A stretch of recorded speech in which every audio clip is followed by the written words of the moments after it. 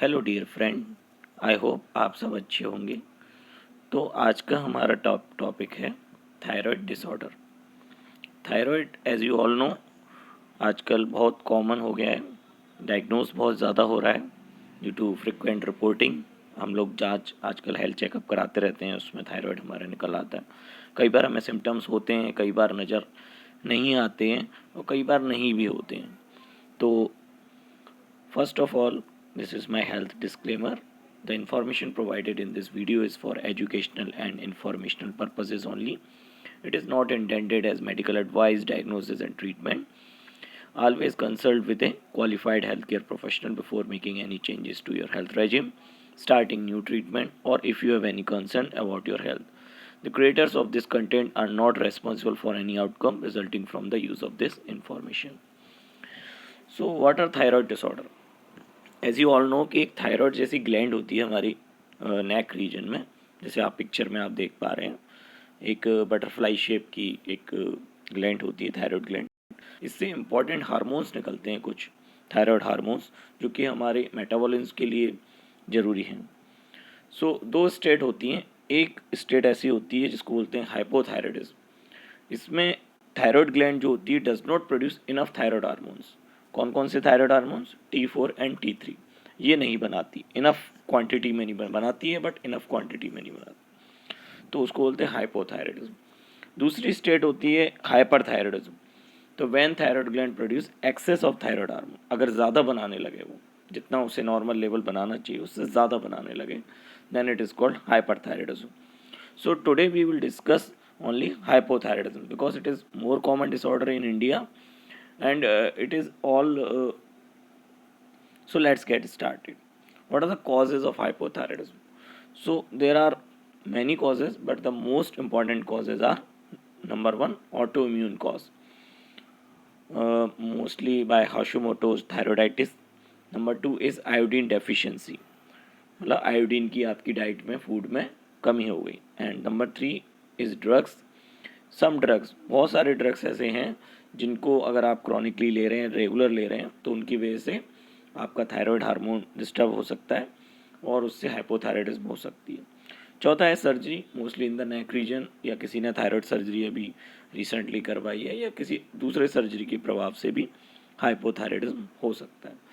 तो मोस्टली जो कॉज है इंडिया में, मोस्टली आयोडीन डेफिशिएंसी ही है, और ऑटोइम्यून कॉजेज भी होते हैं, बट जहाँ पर आयोडीन क्वांटिटी सफिशेंट है, just like in coastal area, जो समुद्र के किनारे के एरियाज़ होते हैं, वो आयोडीन क्वांटिटी ठीक होती है फूड में, वाटर में, और sometimes they can eat that food which is good for thyroid function, तो उनमें ठीक होती है. तो वहाँ पर नहीं होती, लेकिन माउंटेन रीजन वगैरह में आयोडीन डेफिशिएंसी, या जो समुद्र से दूर वाले रीजन में आयोडीन डेफिशिएंसी होती है. और जहाँ आयोडीन डेफिशिएंसी नहीं होती वहाँ ज़्यादातर कॉमन कॉज ऑटोइम्यून होते हैं. So what are the symptoms? अब पेशेंट्स या पर्सन जो भी थायराइड टेस्ट कराता है या कराना चाहता है, तो वो ये पूछता है कि क्या सिम्टम्स आते हैं थायराइड के. So most of the symptoms are these. Number one is tiredness और वीकनेस. आपको बहुत थकान रहेगी, कमजोरी महसूस होगी. ड्राई स्किन, यस, आपकी स्किन ड्राई महसूस होगी आपको. Not in winters, in all seasons. Feeling cold, आपको कोल्ड इंटॉलरेंस हो जाएगी, मीन्स आपको थोड़ी सी भी सर्दी होगी आपको ज़्यादा फील होगी.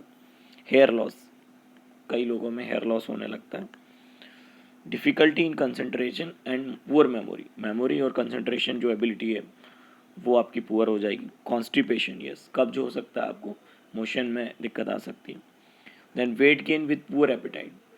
आपकी एपेटाइट पुअर हो जाएगी but you have to gain the weight, आप वेट गेन करने लगेंगे. Difficulty in breathing in some patient. Hoarse voice, means आपकी आवाज़ जो है वो थोड़ी सी भारी, या हैवी और प्रोलॉन्ग मेंस्ट्रुअल ब्लीडिंग, यानी कि आपकी जो मेंस्ट्रुअल साइकिल है वो रेगुलर टाइप की हो जाएगी. कभी शुरुआत में तो हैवी या प्रोलॉन्ग ब्लीडिंग होगी और लाइटर मेंस्ट्रुअल साइकिल प्रोलॉन्ग हो जाएगी, मतलब जो नॉर्मल 28 डेज़ की साइकिल है वो 35 डेज़ तक की हो सकती है. देन एबनॉर्मल सेंसेशन आपको फील होंगे, नमनेस, टिंगलिंग, और सम पेशेंट में इम्पेयर्ड हेयरिंग, यानी कि उनको सुनाई में भी दिक्कत आने लगेगी. तो these are the common symptoms. From upward to downward there is decrease in frequency, मतलब जो ऊपर वाले सिम्टम्स हैं वो ज़्यादा कॉमन है और नीचे नीचे जैसे आएंगे वो कम कॉमन है। तो सभी लोगों में ये सिम्टम्स नहीं देखने को मिलते, या सारे सिम्टम्स नहीं आएंगे आपके अंदर, किसी में 1-2 आएंगे, किसी में 4 आएंगे, किसी में 5 आएंगे, बट सारे नहीं आए, किसी में नहीं भी आते कोई भी सिम्टम्स। कई बार जब वो थायराइड का ट्रीटमेंट स्टार्ट कर देता है, देन पेशेंट रियलाइज़ कि उसको ये सिम्टम्स आ रहे थे, अब बंद हो गए।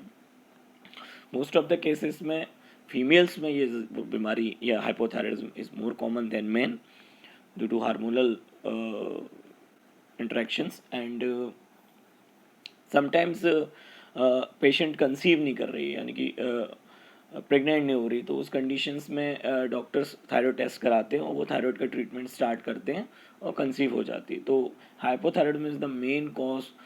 कई बार कंसीव ना होने के लिए डॉक्टर इसको टेस्ट कराते हैं और ड्यूरिंग प्रेगनेंसी भी टेस्ट कराया जाता है, बिकॉज अगर को प्रेगनेंसी में हाइपोथायराइडिज्म रहेगा तो आपकी फीटस यानी कि आपके बच्चे के होने वाले बच्चे के डेवलपमेंट में उसको भी हाइपोथायराइडिज्म हो सकता है और आपको उसके डेवलपमेंट में दिक्कत आ सकती है। So what are the common test? Doctors कौन से टेस्ट कराते हैं? थायराइड प्रोफाइल आपसे बोलेंगे, जिसमें कि 3 हार्मोन होते हैं, TSH, T4 एंड T3। तो जब आप फर्स्ट टाइम करा रहे हैं तो आपको होल थायराइड प्रोफाइल करानी है और मोस्टली फ्री T4 कराएं, इट्स बेटर।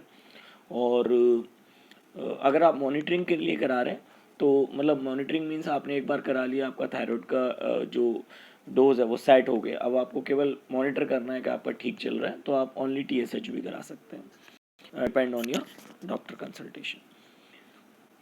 देन इसमें एक पॉइंट है कि always give your blood sample at the same time, preferably in the morning. ऐसा नहीं जब भी आप टेस्ट कराने जा रहे हैं तो कभी आपने मॉर्निंग में दे दिया, कभी आफ्टरनून, कभी इवनिंग, बिकॉज थायराइड हार्मोन्स का डायरनल वेरिएशन होता है, मतलब दिन भर में उसके हार्मोन लेवल चेंज होते रहते हैं। ठीक है, तो अगर आप मॉर्निंग में ही सैंपल दें तो ज़्यादा बेटर है, खाली पेट दें तो ज़्यादा बेटर है, और सेम टाइम पे दें तो आपकी सही रिपोर्ट आने के चांसेस ज़्यादा हैं।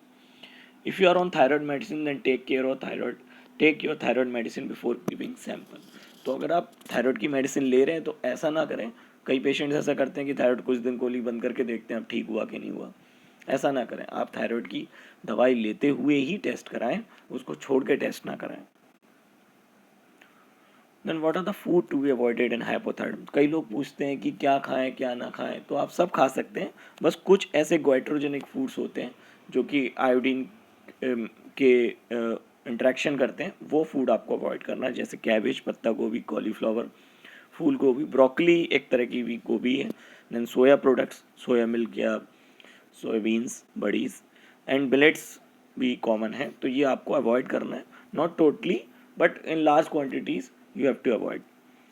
then iodized salt should be consumed on daily basis। अब कई लोग आजकल रिसेंट ट्रेंड में कि सैंधा नमक या काला नमक खाना शुरू कर दिए, आयोडाइज सॉल्ट बंद कर दिया है। आयोडाइज सॉल्ट की वजह से हमारी कंट्री में जो पहले बहुत गोइटर्स वगैरह होते थे वो बहुत कम हुए हैं, तो इसका बहुत अच्छा एडवांटेज मिला है हमको, इसलिए गवर्नमेंट ने सॉल्ट के साथ उसका आयोडाइजेशन करने का मैंडेटरी कर दिया था। तो थायराइड वाले पेशेंट को खासकर वैसे सभी को ही आयोडाइज सॉल्ट ही लेना चाहिए। Then what are the treatment? देखो, अगर आपको सिम्टम्स हैं in clinical hypothyroidism, clinical means अगर आपको सिम्टम्स के साथ थायराइड आपका लेवल है वो बढ़ रहा है, TSH लेवल, और हाइपोथायराइड में अगर आपको प्रेगनेंसी में डायग्नोस हुआ है तो ट्रीटमेंट बहुत ज़रूरी है, एसेंशियल है, अदरवाइज़ वो आपको सिम्टम्स आपके आगे प्रोग्रेशन भी कर सकते हैं। लेकिन सब clinical hypothyroidism means monitoring, in this monitoring should be done. Means सब क्लिनिकल मीन्स कि आपको थायराइड लेवल ब्लड रिपोर्ट में तो आया है बढ़ा हुआ TSH लेवल, बट आपको कोई सिम्टम्स आपको नहीं लग रहा कि कोई सिम्टम्स हैं, तो इस कंडीशन में आप अपने डॉक्टर्स के पास जाएं, एसेस कराएं। कई बार वो नहीं ड्रग्स देता या आपको 3 महीने तक फिर से टेस्ट कराता है कि आपके कंटिन्यू वही लेवल रहते हैं कि नहीं, एंड कई बार फिर वो अगर नहीं कम हो जाते हैं लेवल्स या सेम रहते हैं तो कई बार वो मॉनिटरिंग भी करते हैं आफ्टर 3 मंथ्स या 6 मंथली, जब तक के सिम्टम्स स्टार्ट हो। तो depend on your doctor and your condition, doctor may advise you about if you have taken the treatment, अगर आपको दवाई लेनी है सब क्लिनिकल में या नहीं लेनी। Then next is take your thyroid medicine at least 30 minute before breakfast. Yes, तो हमेशा थायराइड की दवाई जब भी डॉक्टर प्रिस्क्राइब करे तो खाली पेट लें और उसके 30 मिनट तक तो कुछ बिल्कुल ना खाएं, पानी पी सकते हैं, बाकी कुछ नहीं। पानी के साथ लें। कंसल्ट योर फिजिशियन और endocrinologist for personalise therapy. Yes, तो ये सब जो नॉलेज दी है ये आपकी जानकारी के लिए, लेकिन आप अपनी पर्सनलाइज थेरेपी के लिए डॉक्टर से मिलें। इसके स्पेशलिस्ट एंडोक्राइनोलॉजिस्ट होते हैं, उनसे मिलें। Don't take any medicine on its own, it may have adverse effect on your health. तो ऐसा नहीं है आपने एक जनरल रिपोर्ट कराई है या आपने हेल्थ चेकअप कराया, आपको थायराइड उसमें रिपोर्ट में बता दी है, और आपका कोई फ्रेंड या कोई रिलेटिव अगर ले रहा है थायराइड मेडिसिन और आपने उसी की देखा देखी स्टार्ट कर दी, ऐसा ना करें। आप अपने डॉक्टर से, फिजिशियन से या एंडोक्राइन से कंसल्ट करें, उसकी राय लें, देन ही स्टार्ट करें, क्योंकि ये एक लाइफ लॉन्ग ट्रीटमेंट है। ऐसा नहीं है कि थायराइड ठीक हो गई आपने कुछ दिन ली, ये 5 डेज 10 डेज या महीने भर से ठीक नहीं होने वाली। इसका लेवल आपको कंटिन्यूस मॉनिटर करना रहता है ब्लड सैंपल से, ब्लड रिपोर्ट से, और उसके हिसाब से थायराइड की दवाइयों को एडजस्ट करना होता है। तो without consultation of physician do not take any medicine or any other therapy. So thank you for watching. ये जो सीरीज़ मैंने चालू की है फॉर इम्पोर्टेंट डिसीज़ेज़, कि आपको एक नॉलेज हो, एक अवेयरनेस डेवलप हो, और तो ये अगर आपको पसंद आ रही है या आप कोई दूसरी बीमारी पे मेरा गाइडेंस या मेरा एजुकेशन चाहते हैं, हेल्थ एजुकेशन, तो आप कमेंट सेक्शन में लिखें। And if you like the video my channel doctor से सुनो, this is authentic channel by doctor, qualified doctor.